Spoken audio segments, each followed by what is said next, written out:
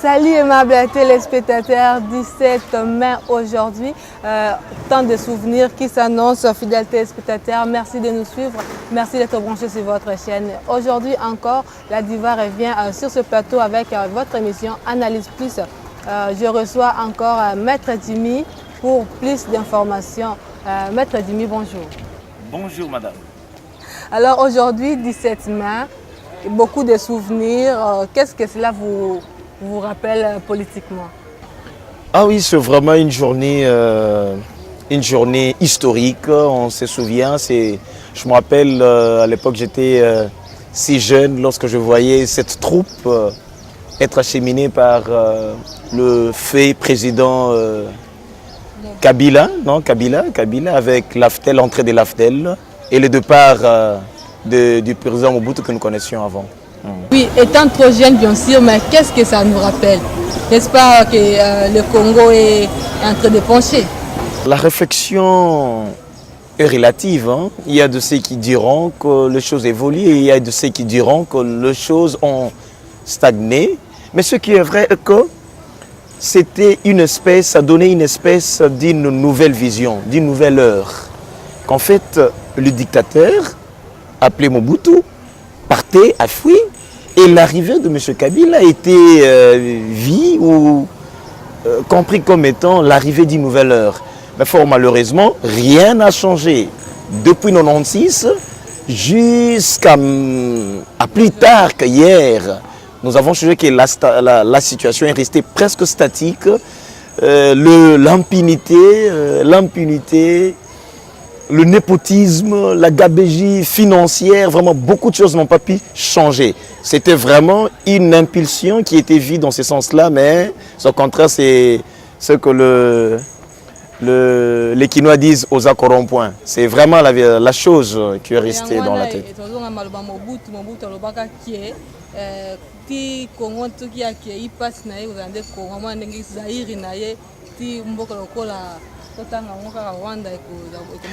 Mais en fait, madame, moi je me suis toujours dit une chose. Il y a deux acquis. Il y a des points positifs qu'a laissé cette personne de Mobutu, ce dictateur de Mobutu. Je parlais de la dictature qui s'était imposée pendant plus de 32 ans avec la personne de Mobutu. Mais le changement, ce qui a été positif pendant tous ces temps sur l'ensemble national, l'ensemble du pays, c'était la paix. Mais voilà un peu ce qui est paradoxe.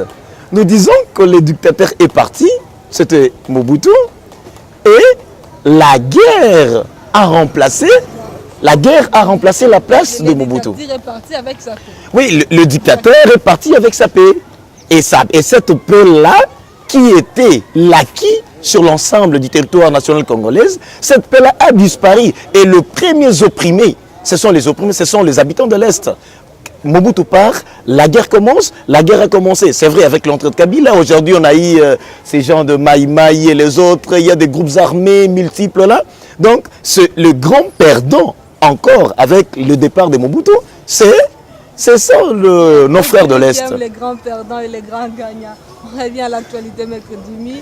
Mais c'est ça l'actualité, il s'agit de l'actualité, certes. Alors, on va parler IDPS, un peu du désordre d'État. Analysons un peu. Qu'est-ce qui se passe? Bon, en fait, je ne sais pas, madame. Vous voulez que nous puissions parler plus de quoi? Du désordre dans l'UDPS. Ça brille là-bas. Ah oui, ça brille. Rappelez-vous, madame, vous connaissez le PS, le Parti Socialiste en France. Il y a eu aussi du désordre. Les gens sont venus, ils sont même venus à la main, ils se sont battus. Le problème ici, c'est quoi?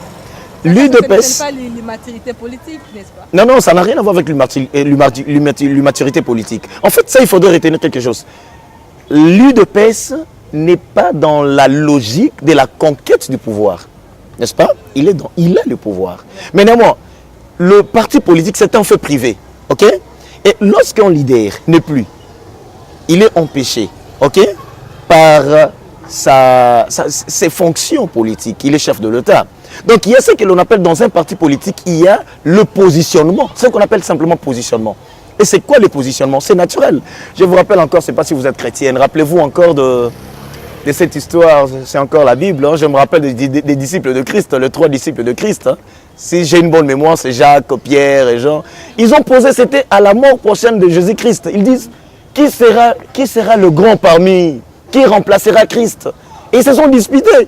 Et vous allez dire, il s'est disputé pour ne pas accepter la présence de Christ comme étant leur maître. Non, non. En fait, il y a le positionnement qui est tout à fait normal. Normal. Maître Tozonga Mukesi Matoke Mwambangu, moni désordre ya sur le salaire mina IDFS, mais régime autour les cas na PPRD, bien que Joseph Kabila Zaki la position de Guanate. Mais qu'est-ce qui fait que Kuna Kimi Zalaki, mais ça ne va pas. Ah, ok. Mais madame, ce que vous dites, vous me posez comme question, apparemment c'est comme si vous ne vivez pas les Congo. C'est comme si vous n'avez pas vécu pendant les 16 ans au Congo. Ouais. Le désordre existait. Existait. Vous savez, je ne citerai que 2 noms. Et les autres, je ne vais même pas insister. C'est simplement 2 cas pour être précis. Vous connaissez l'honorable Mouyambo. Combien de temps il a fait en prison? Il était où? Dans PPRD? Pourquoi il a été incarcéré? C'est parce qu'il y avait des luttes. Il y avait des luttes, toujours des luttes de positionnement. Parlons de la personne ici de Katumbi. Il était d'où? Du PPRD, n'est-ce pas? Il a été exilé, il s'est fait exiler. Pourquoi? Donc en fait, là, il y a eu même plus que, pas seulement le désordre, il y a eu même des gens qui ont perdu la mort et qui ont perdu la vie. Donc en fait, par là, nous voulons simplement dire, nous ne voulons pas, je ne suis pas du PPRD, nous ne voulons pas parler pour des raisons humanistes, certes, nous ne voulons pas parler de gens, mais ce que je veux à ce que vous puissiez retenir, c'est quoi? La lutte du positionnement est normale. C'est normal, c'est naturel pour tout celui qui veut. Parce que vous savez, il y a un principe ou un adage qui dit toujours une ambition démesurée dont on n'a pas la compétence est un crime. Et il y a combien de compétents au sein de l'UDPS? Combien de compétents? Et je dirais que ce sont des compétents et qui ont des ambitions démesurées. Ok, c'est à ce stade que ça se voit. Qu'est-ce qui est démesuré, qu'est-ce qui n'est pas démesuré? Et à ce stade, Maître Jimmy, à ce stade, quel est l'avenir de l'IDPS? J'allais dire de cette coalition FCC Cash. Vous me posez la question de savoir l'avenir Cash FCC. En fait, oui, parce que la première question que vous me posiez, quel était l'avenir de l'UDPS, ça, je ne pouvais même pas répondre à cette question. Vous savez pourquoi je n'allais pas répondre? C'est parce que je ne suis pas partisan de l'UDPS. Je ne le suis pas. Et je ne le serai pas comme je vous avais dit autrefois. Nous sommes en train d'analyser le fait politique. Je n'aimerais pas vous poser cette question. Mais j'ai analysé cette question autrefois avec un de vos amis journalistes. Et j'étais en train de voir le départ du parti de Fé Kizenga. C'était Palou. Vous savez, la grande différence qui existe entre l'UDPS et les autres partis politiques, c'est le tribalisme. C'est le tribalisme. Et c'est ça qui est mal. Vous voyez le Palou, il a aujourd'hui fondu. Il n'existe même plus, on ne parle même pas du Palou. Mais néanmoins, dans l'UDPS, ce qui fait la force, c'est cette multiplicité des tribus.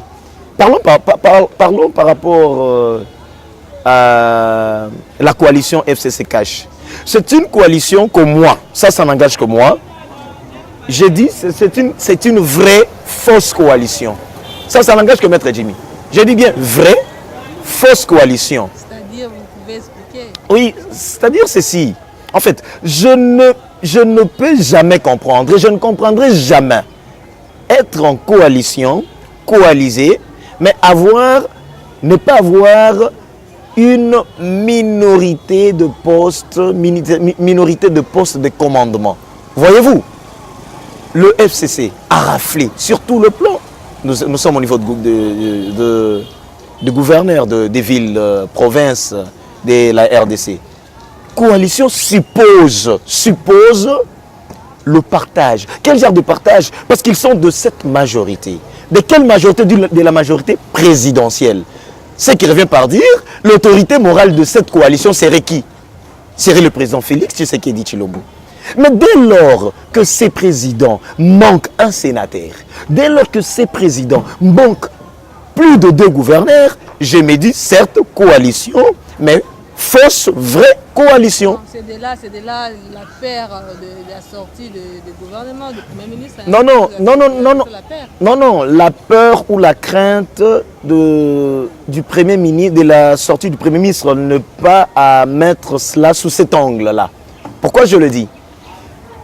Et au contraire, à cette question, rappelez-vous de la question dont vous m'aviez posée autrefois, la tardivité de la sortie du Premier ministre, de la nomination du Premier ministre. Est-ce la peur ou la crainte? Ça s'apparente à la même question, certes. Ok. Au contraire, ça vous amène à comprendre que le chef de l'État a le pouvoir discrétionnaire. Parce que voilà, combien de noms lui ont été apportés? C'est tout un rang agrandi, n'est-ce pas? N'est-ce pas? On a entendu parler de Yav, un peu de beaucoup de gens là, de Chadari et les autres. Mais comme c'était un candidat de la poche de Kabila, je pense qu'il devait directement nommer, il devait directement obtempérer, il devait directement s'agenouiller à la décision de celui, entre guillemets, appelé le président de la République. En fait, madame, ici je vais simplement dire ceci. Les Congolais, c'est normal qu'ils puissent dire deux fois, ah non, mais c'est la personne qui gère, c'est toujours Kabila. C'est la première fois que cette transition pacifique. Parce que tout le monde va y habiter, il y a eu arrangement en fait pour le président Tshisekedi comme expliqué Azali. Ils ont moi contact écrit qui est président sortant, le président entrant. Mais pas na union sur exact non, ils ont bon côté. Madame, écoutez, mettons les choses, parlons de choses clairement. Nous parlons, vous aviez posé la question sur le 2 heures dans l'UDPS. J'ai pu montrer comment... Il y a rien. Non, pas il n'y a rien. Il y a cette lutte. Et rallier cette lutte à un désordre qui ira à entacher la personne du président de la République, je dis que c'est absurde. Et vous me demandez de dire quoi, madame?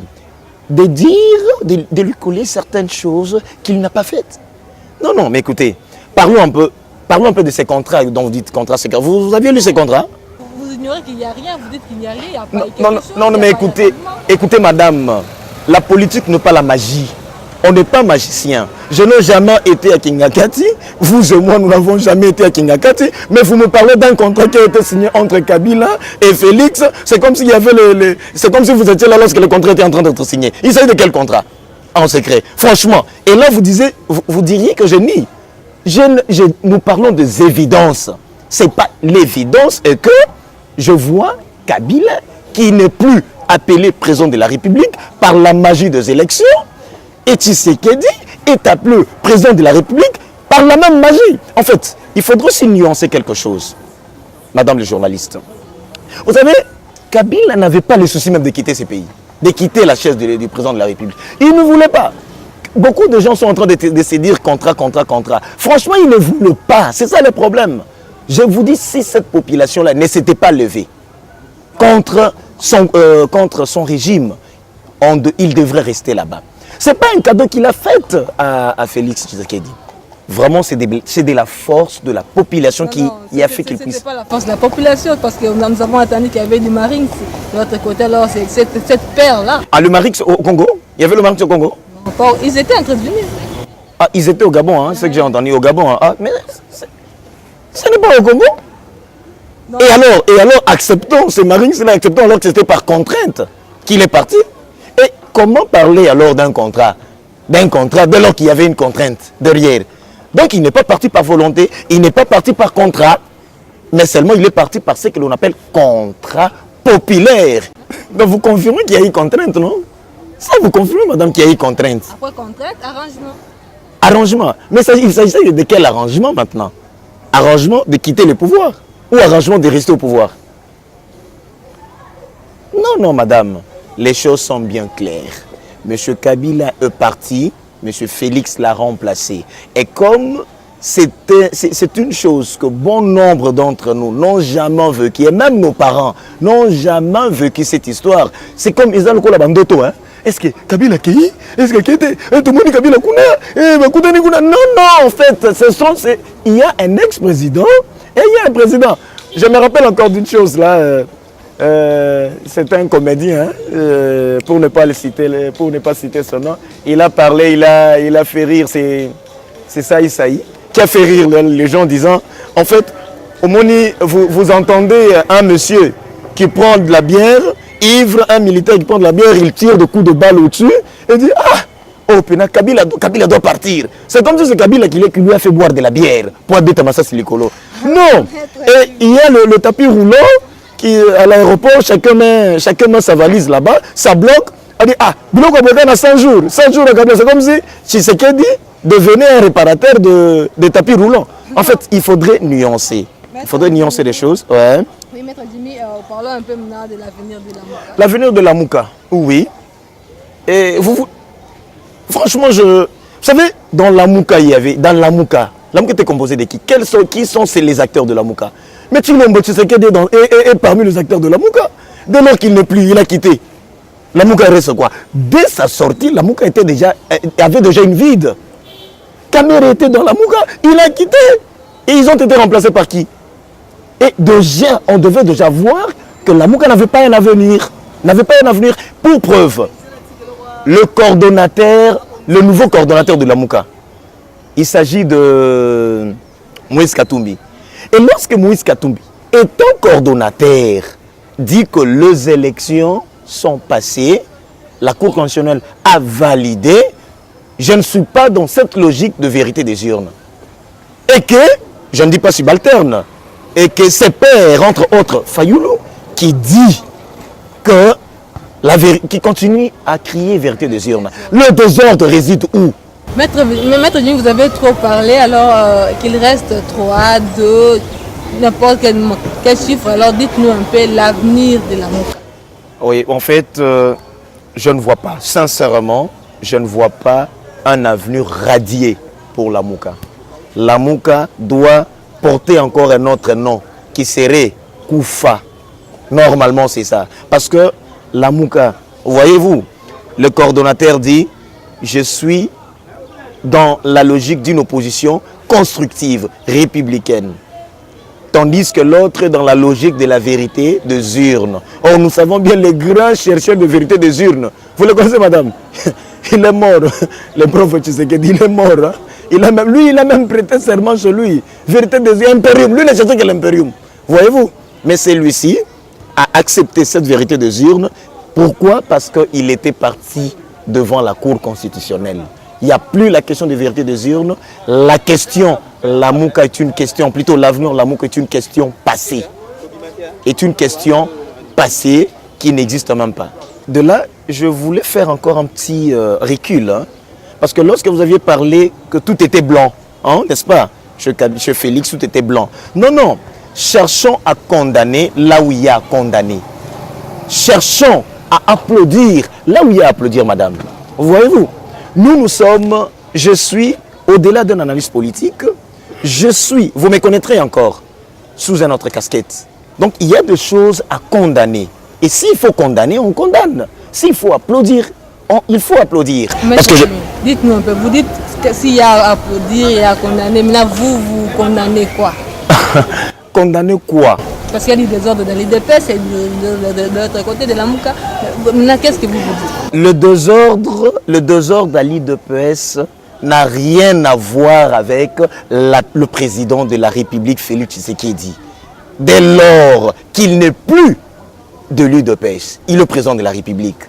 Les désordres de l'IDPS, vous devriez même l'assimiler aussi au désordre de la Mouka. L'UDPS, un parti politique, tandis que la Mouka, plusieurs partis politiques. Mais lorsqu'il y a ce désordre, lorsque ces pairs ne respectent pas la proposition ou la vision du coordonnateur, où est le désordre? C'est là où il y a le désordre, c'est la Mouka. Et lorsque vous me demandez de condamner, franchement, sincèrement, dans le 4 mois ou le 5 mois que fait le président Félix Tshisekedi, je ne vois pas ce qu'il faut condamner. Je ne vois pas. Pourquoi ne pas condamner? Parce qu'il n'y a pas un gouvernement. C'est qu'il fallait peut-être ajouter encore. Mais la Belgique a fait combien d'années, combien de temps pour qu'il y ait un prêt, pour qu'il y ait le gouvernement?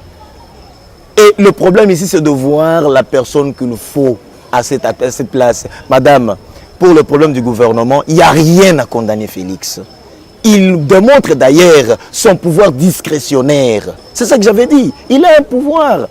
Il vous démontre aussi qu'il n'était pas une marionnette. Mais quoi de plus normal pour l'applaudir encore? Quoi de plus normal? Et vous dites les dollars qui montent. Ça monte comment? Bon, moi personnellement, je n'ai pas vu. Je n'ai pas vu là où les dollars montaient. Grand P, ça je n'ai pas vu. Et s'il faut parler, s'il faudrait maintenant parler de ce qu'il faudrait applaudir. Mais il y a beaucoup à applaudir. D'abord, le 4 mois qu'il a fait, aucun journaliste n'a été arrêté. La presse elle est indépendante. Les activistes des droits de l'homme que nous ne sommes pas inquiétés, madame.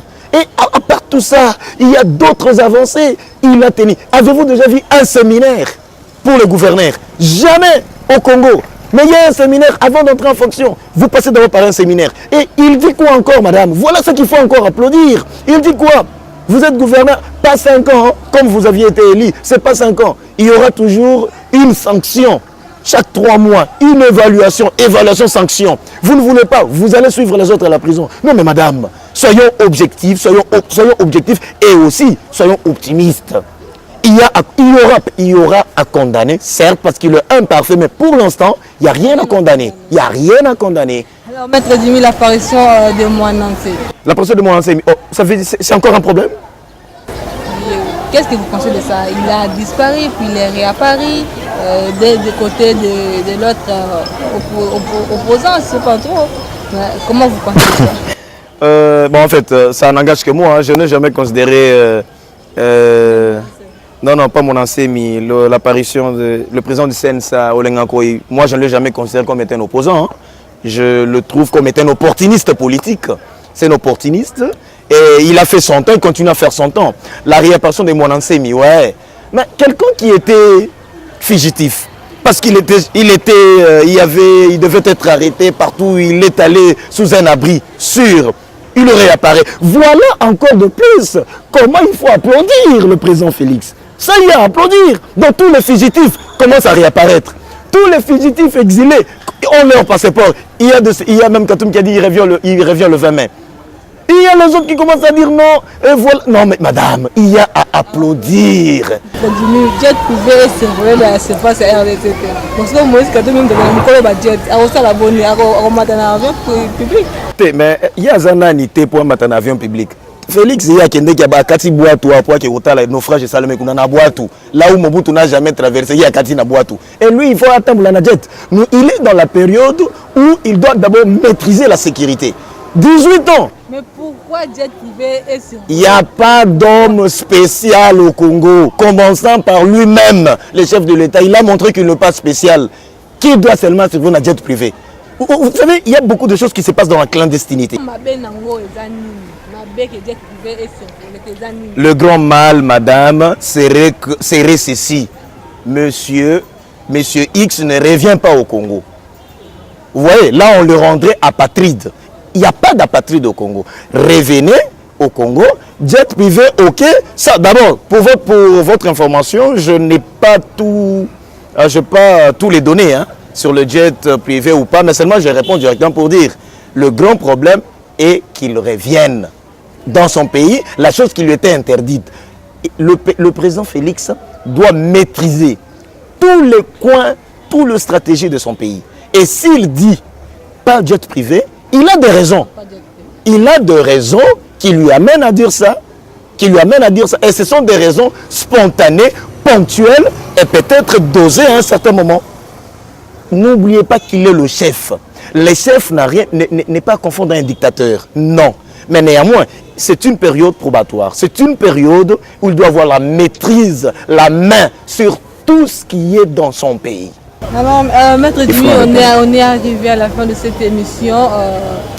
Quelle est votre dernière impression? Puis, on va un peu clôturer. Le thème nous est important. Ah, vraiment, merci beaucoup. J'étais toujours très content lorsque vous m'appelez sur votre plateau pour élucider certains points. En fait, nous disons ceci à nos téléspectateurs.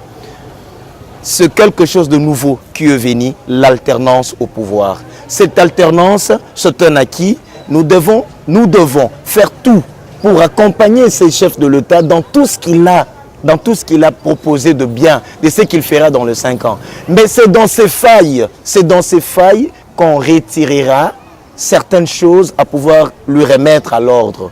Donc pour le moment, les Congolais, les Congolaises, vous n'avez pas 2 pays, votre pays est un, au monde est un, et c'est les Congo. Laissons celui qui est chef de l'État actuel faire son temps. Il n'a que 5 ans. On va commencer à condamner lorsqu'il fera encore 6 ans. Ah non, mais vous nous avez promis la démocratie. Pourquoi vous commencez à aller encore à 6 ans? C'est ça. Et lorsqu'il fera 2 ou 3 ans, on fera encore une analyse. Est-ce que les 2 ans ont été productifs ou pas? Mais pour le moment, il serait trop méchant de demander à ne pas applaudir Félix de ce qu'il est en train de faire.